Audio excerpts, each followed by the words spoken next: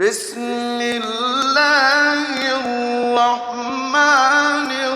الرحيم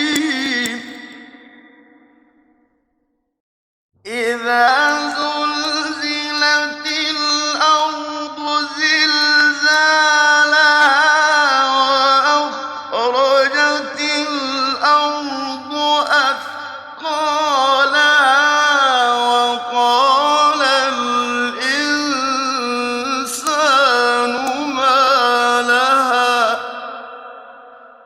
وقال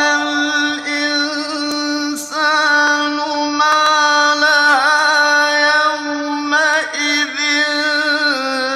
تحدث أخبارها بأن ربك أوحى لها يومئذ يصدر الناس أشتاتا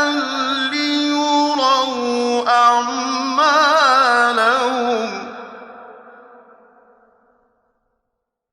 فمن يعمل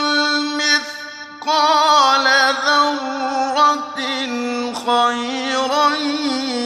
يره ومن يعمل